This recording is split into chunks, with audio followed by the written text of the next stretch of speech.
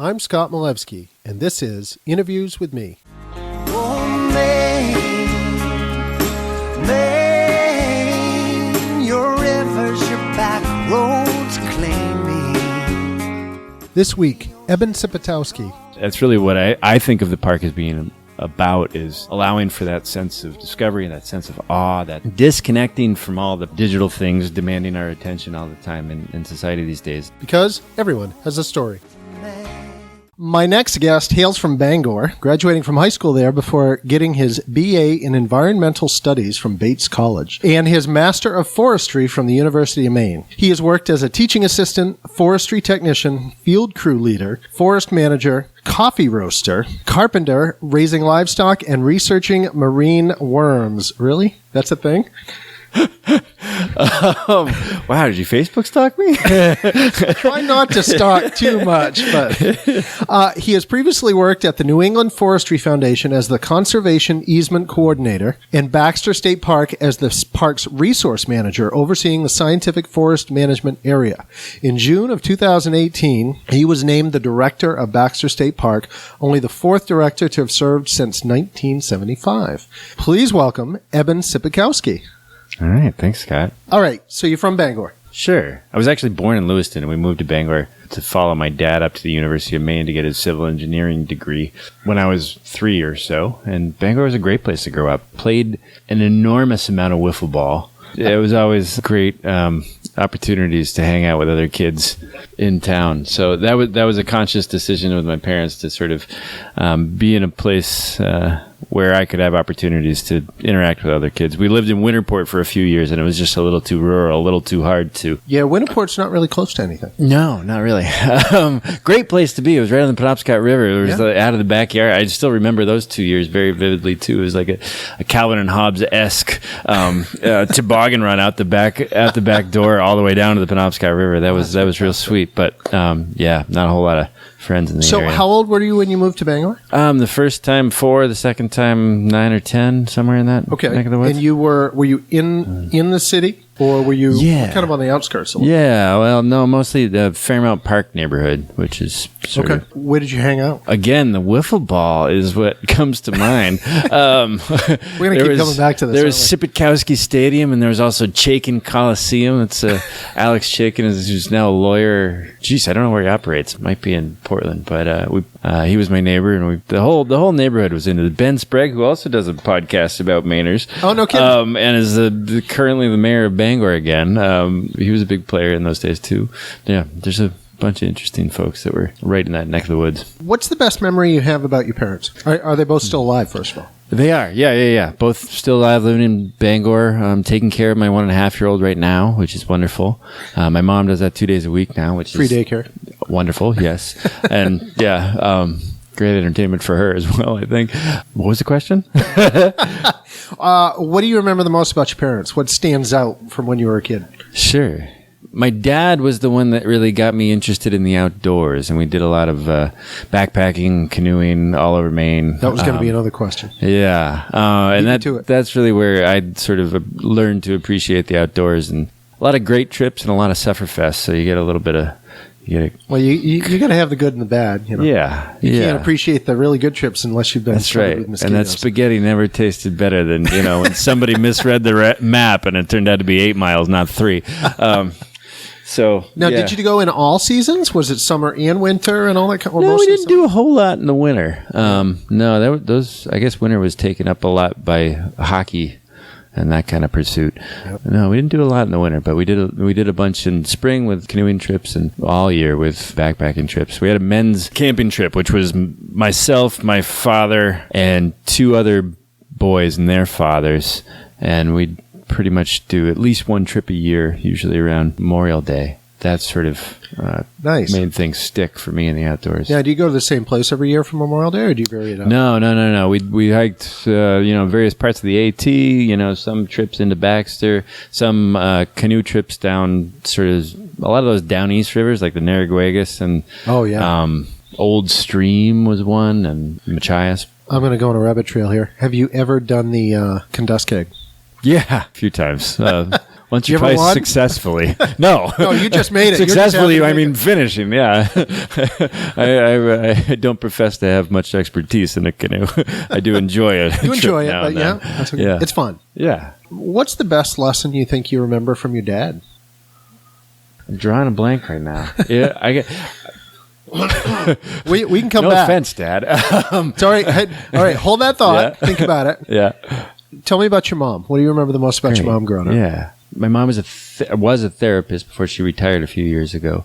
So I think my dad, like I said, an engineer, my mom, a therapist. I got sort of a technical way of looking at things from my father and more of a compassionate, empathetic way of looking at people and how they interact with things from my mother. I think I absorbed a lot of that from her, and I think when you're really getting into the nitty gritty with people every day, it can take a lot out of you. And so I think my mom had has a tremendous capacity for sort of holding space for other people to figure out what's going on. That was not articulate, but Well, we'll make it sound good.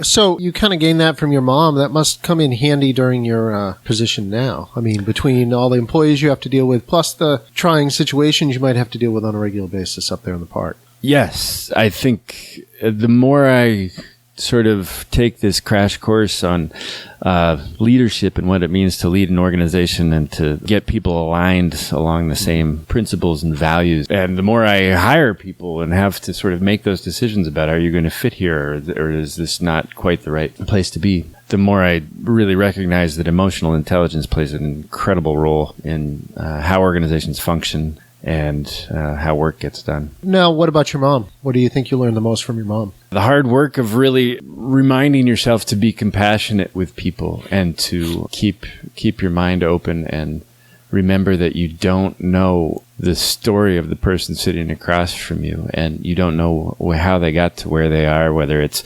road rage on the highway or somebody you're dealing with in a work environment. You don't know what brought them to that moment, and you have to be sort of conscious and empathetic of whatever those circumstances might be, and you have to constantly remind yourself to do that, even when you sort of get absorbed into a fight or flight response.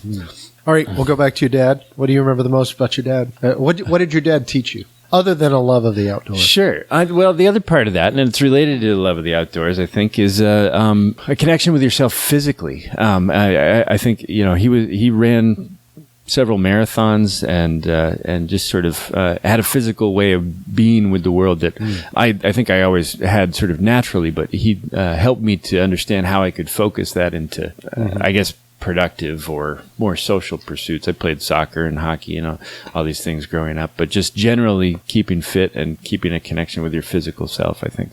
That was a good answer. Yeah, just kind of get around the backside of the brain to sometimes come up with these things. That's okay. Tell me about your family growing up. Did you have a lot of family around you? You said you moved from Lewiston to Bangor. Did you have a lot of family up in Bangor? I guess my first question is, why did you move to Bangor? Huh. It was just for more opportunities up at the University of Maine?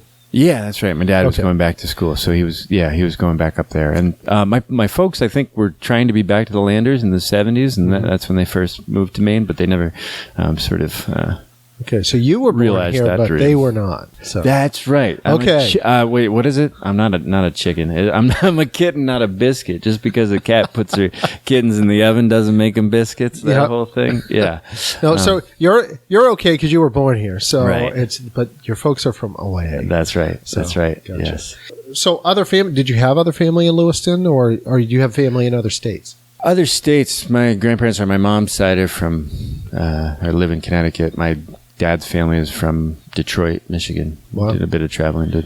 I was going to say, did Make you get out connections to there. visit them quite a bit, or Not as a whole much? lot. Every few years, sort of. Sure. Did you have any favorite relatives growing up other than your immediate family?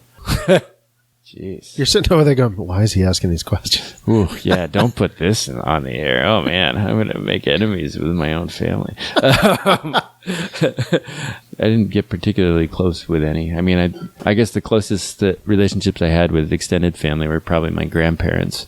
My grandfather was a human resources guy for a company down in Connecticut, and my grandmother was a force of nature in the home, I guess. So you saw them more often just out of the sake of geography. Yes. Okay. Yeah. What was a typical day in your childhood like? Wiffle ball. I'm sensing a theme. Yeah. Okay, tell the truth. Is there a wiffle ball field up at Baxter now? I don't think that would quite fit within the deeds. I don't think I've played wiffle ball in 20 years, but that comes up a lot in my memories of what those days were like. There are a lot of just being outside and running around doing various things, climbing trees and being in the woods, or in Bangor playing with friends with soccer or hockey or wiffle ball or whatever. So what was your favorite sport growing up? Hockey or wiffle ball? No, soccer. You talked about both now. I know. Soccer was my thing. Really, I played in college, and we spent a lot of time driving back. And Maine is not known, or especially then was not known for any opportunities in that field. And so we spent a lot of time traveling between Bangor and Portland to practices and regional soccer teams. And that's a bit of a that haul. kind of thing. And that was a lot of sort of high school and beyond. Did you have any heroes growing up? This one was hard. I was trying to think of this. I don't know. This kind of thing shifts based on sort of what you find to be important in your life, I think sometimes. So right now, as I was talking about my mother, I sort of look at her as a hero in terms of, again, holding that empathetic and compassionate space for other people, and the sort of daily grind of what that means to take care of yourself enough so that you're emotionally prepared enough to sort of hold that space for people, as well as to just be there and have that presence. So that comes to mind right now as I think about heroes.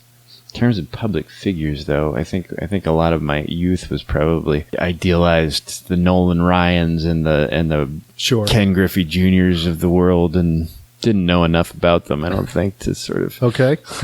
engage anymore. So what was the worst thing you did growing up? Come on, everybody's got a worst thing. I'm sure it was actually, if you really wanted to get into it, it would probably be like some betrayal of a friend or a girlfriend or something like that. But what comes to mind, and it is semi-public, and at least in You're welcome to pass. in the A couple of Bangor my guests area. have passed. I don't consider this the worst thing. I think the principal of Bangor High School at the time certainly did, based on the shade of red that his face took when he was yelling at me afterwards. But I was really bored in high school. I was looking for some other way to shake things up, and I don't know how I arrived at this conclusion that this would be a good idea, but it was approximately 10 days before the end of the semester that I wore a robe to one entrance to the school, took it off, and started totally alone. No help in this at all.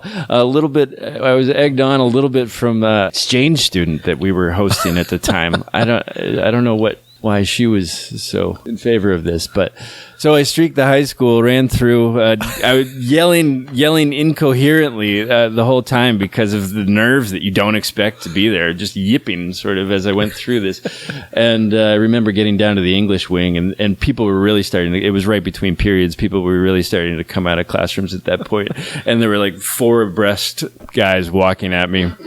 I decided, well, if you can't get out of it, get into it, and pick the toughest looking one and just ran him over. And I apologize to whoever that was. I'm sure there was an emotional scar left there. But yeah, I was suspended for 10 days, and I think that is exciting the time. best story I've heard about the worst thing growing up. That's totally going to stay in. I'm going to say that right now. So that brings up another question. You said something about an exchange student. Your family hosted exchange student. Was that a regular thing, or was that a one-time thing? No, it was a one-time thing. It was, she's from Sao Paulo, Brazil, from the upper crust of Sao Paulo, Brazil. And I'm not sure she quite read the pamphlet right when she chose Bangor, Maine, or however that happened. But she was really looking for New York City. And we, I think, disappointed her for a solid year with what Bangor had to offer versus what her ideas about America were. Wow. So how did your family like that experience? Was it beneficial for you? I think it was really interesting sort of cultural experience. And also for us, I'm an only child too. So there was sort of, it brought in an interesting dynamic and sort of, I think, made us all deal with a challenge that I think in the end brought the 3 of us together. I'm not sure I would include Anna in that. Do you still keep in touch? Not really. Not really? No, like Facebook, but Okay. that's not Yeah, really. that's not real. Yeah. Now, do you think that's something you'd do later on when your child is grown? And Sure.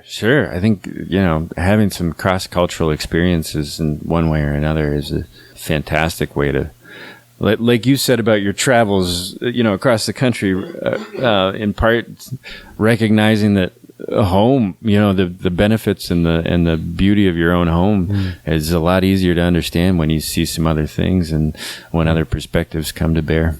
has your life turned out differently than you imagined it would? Had you always wanted to do something with nature? Had you always just said, hey, one day I'm going to be director of Baxter? No. Yeah, that was quick. Of course, it turned out differently. I can't imagine. Like I've given up. What was on your end goal? imagining- I mean, a lot of kids, they say fireman or policeman or Sure, astronaut. sure, Had you sure. always said something where I could be outdoors all the time? I don't know what I said, to be honest. I don't know if I had ambition. Were you a good student? Not really. No, I wasn't. Yeah, I didn't really engage with academics until I sort of had a place where I could apply them, applied principles to a real thing, which didn't come around until college. So I don't think I was a really good student until I got involved with Will Ambrose was my major professor, and I got involved with studying bloodworms on the coast of Maine. The environmental impacts of the folks that dig them up, and as well as just sort of studying the industry, which is a very interesting sort of cultural thing. But no, I wasn't a great student. Yeah, I don't think I had a sense of what I could do in the world. I think after college, I got a little bit of a sort of farming bug, and I really wanted to do that. And I thought that could be a good outlet for keeping your body involved in your work in a serious way. And then I found out that really would have been difficult financially, essentially. I tried various aspects of it for a while and came to the conclusion that wasn't going to work out terribly well. And then some friend suggested this forestry thing that I had not run into before. And I was very interested in the woods and had already sort of studied them to the extent I could on my own. Discovered that I could go to grad school and just study the woods for 2 more years, and that seemed like a pretty good play. Now, what about like being a Maine guide? Had you ever considered doing that? No, not really. I'm amazed at how much studying and there is going into that test. Yeah. Between map reading and compass, and I mean, and that's just part of it. Yeah, all those skills are really important for navigating the woods, especially when you're in charge of someone else. Never a desire of mine. I've always enjoyed my time outdoors as my own or a sort of a family level interaction. What was your favorite family tradition growing up? The men's camping trip is a particularly good one that I hope to bring to the next generation. My daughter is 1.5 years, so we're a little early to start the backpacking thing, I think. Well, unless she's in the backpack. Yeah, well, that's where we are now, yes. Perhaps this summer we could get a mile or so out of her, but she's very physically able for a 1.5-year-old. We got a little while until we can do that. But getting out in the woods and especially for a few days at a time, I always felt that if I could get out for a week, it sort of gave me a glow and a space around my head that felt wonderful and energizing and centering for at least that period of time again after I returned to sort of normal life. Now, is your wife an outdoor person too? Yeah, she grew up canoeing on the Battenkill, actually, over in eastern New York, southern Vermont, and backpacking as well with her folks. All right, so moving on from school, what do you do in your spare time? Do you have any spare time? I mean, yes, you're in Baxter, but... I have a demanding job and a 1.5-year-old. I don't have any spare time. I understand that. Right now, I'd read books about leadership and management and organizational change, and I don't know if I call that time spare either. So that brings me to the next question. Reading is more work right now rather than pleasure. Very much so. Okay. Very much so. I and think mostly stuff about, like leadership and... Are you doing the 7 habits of highly successful people? Stephen Covey has blurbs about most of the books I'm reading right now. I haven't actually read that one, but a lot of those are on the same shelf in the library. That's for sure. So there's kind of a question about a little bit about your job in Baxter, but I mean, obviously you're not in Baxter. You must live in Millinocket. Correct. It takes about an hour to get to Baxter from Millinocket, or a little less? Half an hour to get to this south entrance. It's actually one of the things I love about Baxter being a tech guy is that once you get past Millinocket, there's like no cell phone signal. at all. You got it. They must have like either shortwave radio or walkie-talkies or something to... Yeah. In terms of our technical barriers, a lot of our communication in the park happens with radios back and forth. At the gate, we have some internet so we can facilitate reservations and that kind of thing. But that's pretty much where a lot of our technological digital communication stops. After that, you kind of pick your spots. Some places you can get a self signal out if you need to, but the radio is a little bit more reliable. Yeah. There is that big rock in the way, so that makes things difficult for sure. Whole of Baxter State Park, what's your favorite spot? I don't know. That's a shifting... Well, I know, because, I mean, if it's hiking, I'm sure there's a trail. If it's, fishing, I'm sure there's another spot. That's right. It depends on what you're doing. Yeah. The place that comes to mind now is a place that's not on a trail or a fishing spot. Not this past summer, but the summer before. A friend and I bushwhacked. I don't want to give away the exact location of this, of course. Yeah. It's not a fishing spot again, but it's still, those of you intrepid enough to explore might find it. We walked around a pond, and then on the backside of that, where we walked through an old, probably 1940s or 1950s cut. In that landscape, there's always reminders that this is not a pristine wilderness. There's very little old growth in the park. A lot of this was cut over. That's how Governor Baxter was able to buy a significant portion of it. So we walked through one of these things. You can still see skid trails, and there's all kinds of places in the park where you can still find equipment related to that harvesting activity. But the governor was very clear. He didn't want to make this a museum, so we don't lead anyone to those spots necessarily. Anyway, we walked through a cut like that and sort of up a stream for a while through some really dense spruce fir regeneration, and kept walking up this stream till we got to a place where there was about 2 foot deep moss, just these tendrils. Didn't seem to be connected to anything, but you could kind of scoot along the top of it like it was quicksand. It was sort of held together, but if you stopped at all, you sort of sank into this really ice cold water. This is the middle of summer, so ice cold water, and you just sort of sank into this. And we went a little bit further after that, and we got to where the stream started. Like usually you think of the headwaters of a stream as like a little trickle here, a little trickle here, a little trickle here. These coalesce into what you can actually call a stream. This was not the case. But above this, nothing. Below this, fire hose about, a foot in diameter just coming out of the rock. Backside of Katahdin. And it's just coldest water you ever experienced. We just sat there and sort of froze our faces off drinking it. Now that you should drink water in the park without treating it. Enjoyed ourselves. And it was just a really cool moment of discovering this thing that, wow, this is a wild geyser coming out of the earth. It's just one of the several treasures that you can find if you can explore this wilderness on your own terms. That's really what I think of the park as being about, is allowing for that sense of discovery, that sense of awe, that disconnecting from all the digital things demanding our attention all the time in society these days, reconnecting with the natural world, and by extension, often ourselves. Favorite music? 2 things come to mind. One is like Taj Mahal, blues guy. Yeah. I listened to him and Corey Harris, who's an even lesser known blues guy, also graduated from bass. They're really students of the blues. They've traveled to Mali and connected these things. I like that. Yeah, that stuff. As well as the other major genre, I think. I really like country dance music. Really? Yeah, it's a lot of fun. So do you go to a lot of country dances? No, there aren't any in Millinocket. We're trying to get one to come up to Millinocket in the near future, and hopefully sort of spark some interest in that area. But no, that hasn't been a thing that they've done. I don't even know if they have them in Bangor. I mean, I know they have them in Belfast, but that's a bit of a haul. And Belfast is definitely sort of a center for that sort of activity in northern Down East Maine. I don't know. Yep. Yeah, Bangor has a monthly one as well. The UU Church. Yeah. Favorite food? Again, is sushi. Sushi. Seriously? Yeah. I was going to ask if this was dependent on if I've been hiking. It's that spaghetti that tasted so good. If you've been hiking, it doesn't matter. It doesn't matter. So where's the best sushi? I don't get it. I don't get it enough to be discriminating about it. Okay. Yeah, a nice fresh piece of salmon. With all the books you're reading right now, do you have a favorite author? On the fictional side of things, I've really enjoyed Cormac McCarthy. Can be a little violent at times, but really enjoyed Cormac McCarthy. I've really enjoyed Ivan Doig, actually nonfiction as well there. This House of Sky is a beautiful memoir.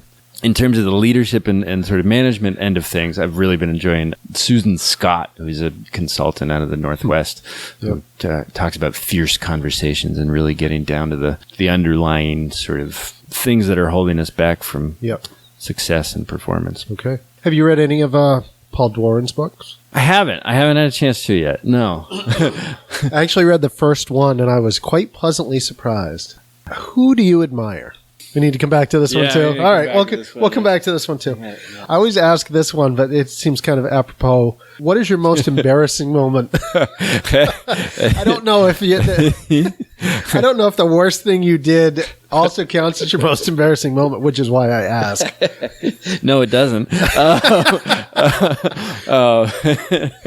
Most embarrassing moment. These were the difficult ones where I was just like, I mean, there's a few reply all moments that I'd like to take back, but I've had a couple of those are sort of, internally, sort of privately, incredibly embarrassing, but not publicly. Of course, any embarrassment is magnified the more people you share it with, right? Well, you don't have to worry. We have all of like 10 listeners, right? We'll come back. I'll keep coming back to all these. This will be great. This is another good one I usually ask. I can probably almost guess this one, but are there any charities or philanthropic organizations that you're really passionate about? Sure. Yeah, I think it's an appropriate... I've thrown you off your game, I think is what it is. I don't know. It's Friday afternoon at 2 o'clock. That's true, I've scheduled this poorly because I'm aware that the better part of my brain... can only handle so much during the week. Yeah, from like 5 a.m. to lunch. That's when the brain's really working. Okay, this would be a good opportunity to probably put a plug in for the Friends of Baxter State Park. There you go. Absolutely. Who are doing wonderful things to, especially connecting sort of area youth to the park, getting them involved through their trail program, the Youth Conservation Corps, as well as a leadership program that Aaron McGuire is shepherding, which recruits sort of kids from around the state and brings them in to expose them to various leadership styles, and do so in beautiful places like Russell Pond. Yeah, the Friends is a great organization that we really enjoy working with. I guess I had a really good experience, and this was, I'm not Catholic, and so the name was a little off-putting initially, but Catholic Relief Services, essentially sort of a local friend for a Somali boy when I was living in Lewiston after college. And we just kind of hung out. Almost like a Big Brother. Yeah, sort of a Big Brother type of thing. Huh. I'm not sure what exactly they call it, but I really was impressed by Catholic Relief Services and their ability to connect people in the local communities with refugees or immigrants or anybody else who was sort of new to town and needed a helping hand. And yeah, we had a great time. I remember teaching him how to drive a stick and having my truck stuck in the middle of traffic a few times on Central Ave, but having a fantastic time doing it. So I assume I know the answer to this one, but what brings you joy? My little girl Maisie, my wife Lucy, and the time we get to spend together. Great beer. Excellent. I'm guessing there's not many brew pubs up in... There are, but you know that this wonderful craft beer trend is extending its tendrils into the area. I mean, there's Milo, which now has Bissell Brothers Three Rivers. Yep. Fantastic stuff. And and talking with Chandler Woodcock, he was telling me that somehow, I'm trying to remember exactly how, Bissell Brothers was involved with Baxter at one point. He was one of the wardens? To some extent. Wardens? Or? No. So what's the connection there? Noah and Peter, Noah's the brewer and Peter's the marketing genius behind Bissell Brothers. And their father, Jensen, was my boss. And had my job before I took over as director. Okay. Jensen was director for 12 years up there and resource manager for 17 before that. Okay. So basically you followed the same footsteps. Yeah. Okay. Yeah, this path, he sort of established this path and a lot of other great things about both jobs, frankly. And he was a great mentor for me as well. And nice. Jensen would go into the category of folks that I certainly admire and still sort of on a regular basis reach out and say, hey, how did you think about this particular issue? It's always nice to have those resources available to you. Yeah, and it's especially nice to go down to Milo occasionally and have those resources paired with fantastic beer. Exactly. There you go. Yes, that's where we were going, was with the craft beer thing. Besides my family and great beer, I get a lot of joy out of recreating and exerting myself in nature, I guess, from Mountain biking, I just got a mountain bike this year. That was a fantastic thing to just sort of get muddy and go off into the woods. Backcountry skiing is something that I'm trying to get more time to do. And or cross country. Wow. Cross country. Yeah, cross country is great, regular sort of exercise. But 3-4 winters ago, there was a winter where there was just a dumping of 2 feet of snow on the coast. And a friend, Justin Schlauwen, who works for the Maine Natural Areas Program, and I went down to Acadia right after this happened and just took the day off and went backcountry skiing on all of those. Sargent Mountain, the Bubbles, up and down all these hills all over the place. And it was just, we had sun, beautiful snow, and an ocean view whenever you got anywhere. It was blissful. Really can't go wrong with any of that. So that kind of experience is nice. Certainly brings me joy. What would your friends say about you? Is this a job interview? Is this likes beer, he's hard to get a hold of. Start with Matt Delaney, the executive director of the library up there. Be interested to hear what he would have to say. And he's also a fantastic person to interview, I would imagine. Nice. If you had a song that would best describe you, what would that song be? You really didn't know what you were getting into, did you? Again, I have a 1.5-year-old child at home. Please don't say Barney. So there's like all these we sing kind of things floating up in my head. And I hope I don't have, I'm not describing myself that way, but I don't know what itsy bitsy spider actually describes, but I don't think it's me exactly. Actually, if you're looking for tolerable kids songs. Oh, please. Yes. Do tell. There's actually, he's a Maine artist. He's originally from Presque Isle. His name's Ellis Paul. Yeah. But he has written 2 different CDs now of full of children's songs. Yeah. For children. And they are fantastic. Yeah. He really is great. And what it was he was tired of the crappy kids songs that were out there. And he said, I'm going to write some songs that I actually don't mind hearing my kids sing. And they just took off. I mean, he did all the illustration. They're fantastic. So, cool. Go check it out. And the second CD is actually, each song is about a different historical character. Cool. You know, like Chief Joseph or Nellie Bly, Benjamin Franklin. Yeah, nice. All these, and so it's educational at the same time. But anyway, fantastic artist. If you get a chance, go listen to him. He's great. So moving on to more like philosophical questions. So, what are the most important lessons that you've learned so far? I mean, you kind of talked about learning from your mom, being empathetic, but. Is that one of the most important lessons, or is there more to it than that? I'd say that is one of the most important lessons, that you can sort of have all the technical knowledge in the world. In order to have a greater impact with your sort of professional life, you have to have the people skills to sort of spread that out and to help others come to that technical knowledge and ability as well. Everything we do is somehow relates to other people, so the more sort of ability to interact and get along with other folks, the more impact you're going to have. Especially in an organization where you're always working with a variety of other people and you're always working for various teams. And there's been a lot of research recently looking at sort of what makes productive teams. And it's not what you would think. It's not like there's superheroes on these teams that are like, wow, they're just super productive and they carry everybody else.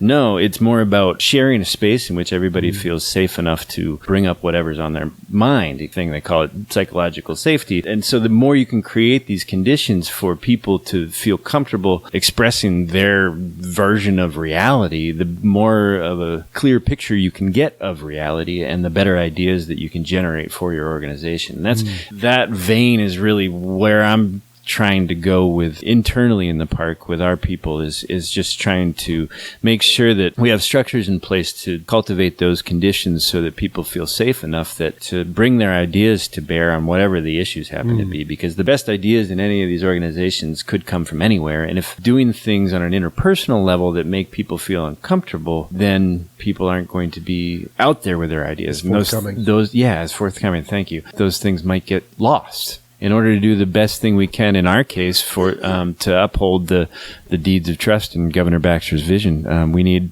all the best ideas we can possibly muster. Not to say that means we're going to change what we're doing. What we're doing is not going to change. We are here because of the gifts that Governor Baxter gave to the people of the state of Maine, those being the land, the trust fund that he left us that gives us independence, and the sort of unique governance structure and the authority, which is comprised of the Commissioner of Inland Fisheries and Wildlife, the Director of the Maine Forest Service, and the Attorney General. So that will never change. This idea that this park will be forever wild, and we are primarily committed to protecting and preserving those resources before anything else. The governor was very explicit in saying that wherever conflicts might arise between providing recreational opportunities and natural resource issues, the wilderness values should come first in any of those conflicts.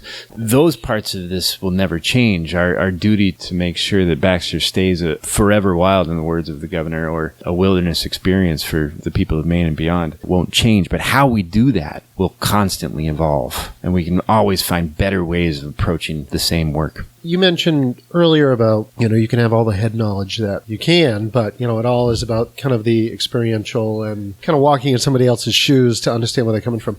Have you had any recent experience with you knew exactly what the problem was going in, but then once you started getting into the emotional part about it, where you said, well, wait a minute, we got to approach this slightly differently? This is a little bit of a different tack from what you're asking, but I think it might relate.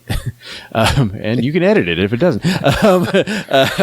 There's a lot of talk these days in the leadership and management kind of academic world, which I'm no expert in, don't profess to be, but about leadership shifting from our old thinking about this, which was about being the hero with all the ideas, and you would just sort of I am technical master and I bring my ideas and top-down approach, bestow them upon all of you, and you will do what I say. What the sort of more modern paradigm, I think, that's emerging is more of a host model. So going from that hero to host, where your real responsibility is to convene a space and bring people together in order to suss out those great ideas. And I think there's recently in the park, there's been some wonderful times when we've been thinking about, the most recent I can think about is the Daisy Pond Garage. We had a meeting with campground rangers, supervisor rangers, maintenance staff, and we just everybody had different ideas about where this thing would go and how it would be built. When we all got together and talked about it, we decided on a place that nobody had considered putting the thing. And so there's this synergy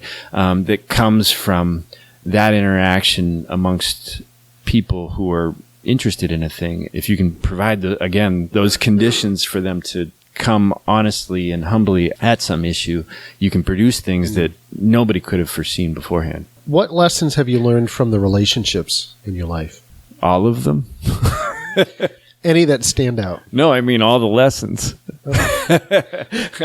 Many as you want. This is all about you. No, I'm being facetious, but I mean, that's all I've learned, right? Is from relationships.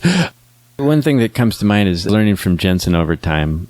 As you manage other people, don't necessarily give them all the answers. This is related to the hero or host sort of paradigm for sure. Oftentimes he would listen to me sort of bemoan and describe a particular issue and go up one side of it and down the other and back and forth and not be able to figure out how to break through it. And a couple times he said, I think you understand all the complications, and I'm sure you'll make a great decision, which is the most beautiful and frustrating answer you can get when you're trying to muddle your way through something.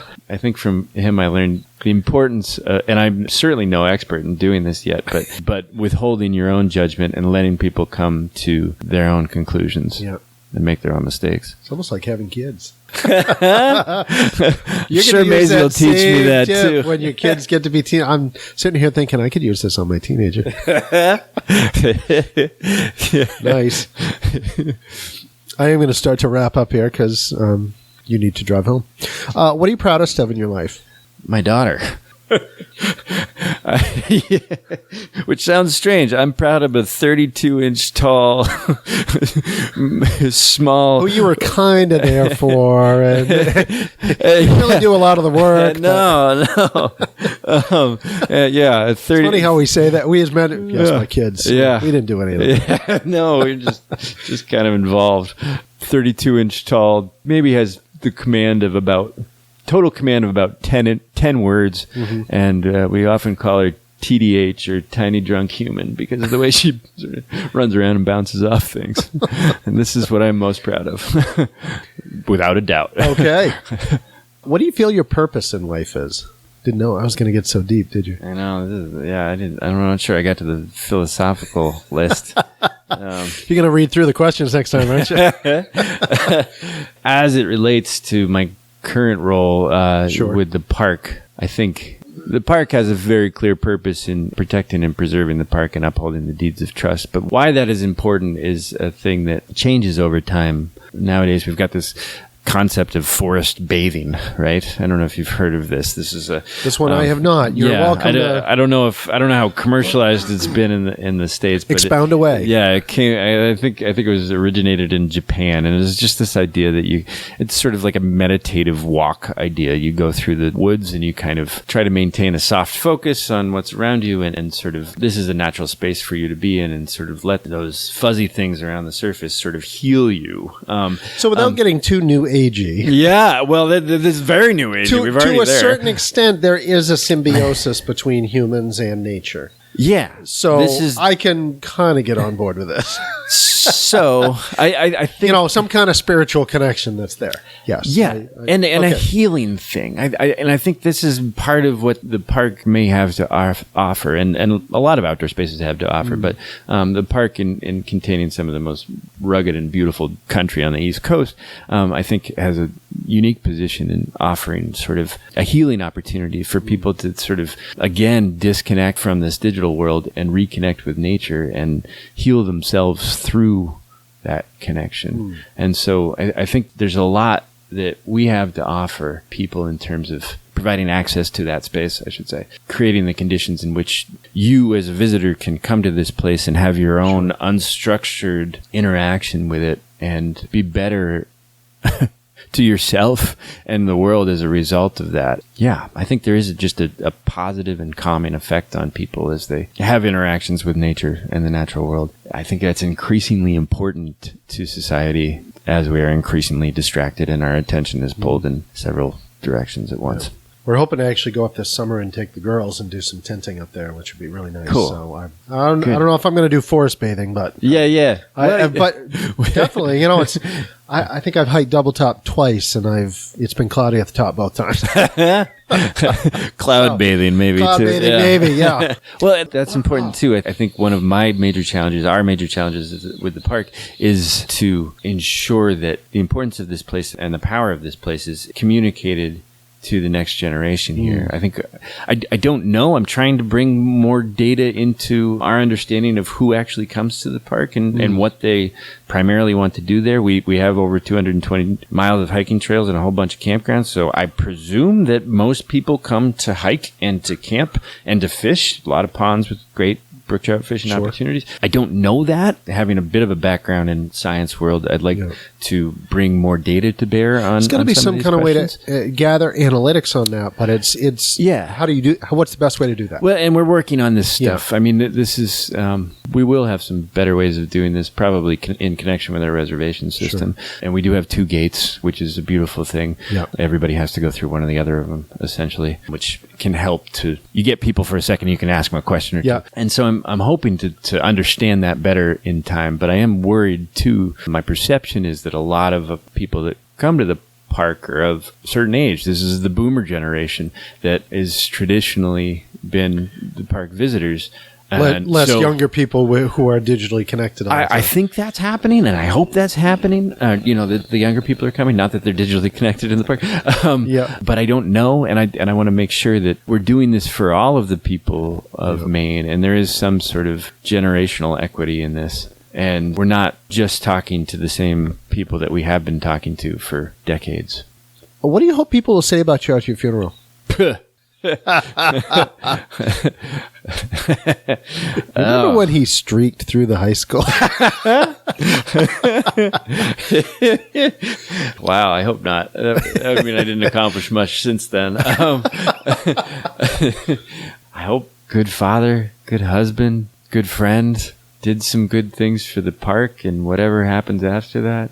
And if this was to be our last conversation, what words of wisdom would you want to pass on? I guess that recently, if I've had any conversations in which I've tried to impart wisdom, which I try not to do too much of, not feeling like I have any or a whole lot of it myself, but I guess it's been in the context of hiring and interviewing people and sort of what I look for in that process and what I think is really important. What are important characteristics to have in an organization and what are how to conduct oneself. And I think the most important things and the things that I look for in hiring and I think are important to being part of a team or an organization of any kind. Passion for whatever it is that the purpose of the organization is or the team. Curiosity to really... Well, Susan Scott says often that the problem named is the problem solved.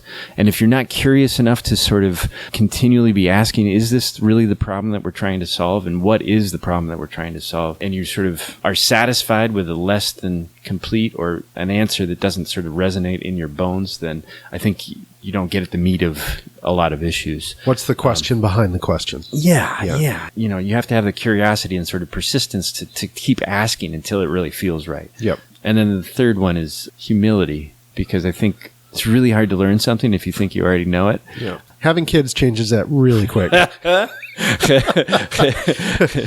You don't feel that way yet, but once they start getting into like 5 or 6, you'll be like, holy cow. No, humility is a good one. All right. That's all the questions I have. I do have my rapid fire round, though. Everybody calls it the rapid fire round. What is your favorite word? You didn't look at these, did you? I thought I was least favorite word. Is that one of them? Oh, yeah, but we're starting with what is your favorite word first, least favorite next. Yeah. Oh, favorite's hard. I'm probably much more critical than... damn. No, that's not... Shoot. This is where editing comes in. Yes. All right, word of the day, just because it keeps coming up recently, is concatenate. Concatenate. Okay, concatenate. Yeah. What is your least favorite word? Utilize. Yeah. That one's easy. You didn't have any hesitation on that that's at a all. pet peeve thing. It came right off. Why do we have utilize when we have a perfectly good word in use? Use. Yes. I'm perfectly acceptable. What sound do you love? You're going to say silence, aren't you? No. I was going to say swishing of skis on snow. Yeah, that's a good one. What sound do you hate? That clunking in the car. Right before you take it to the mechanic shop? Worse when it's after. What is your favorite curse word? Yeah.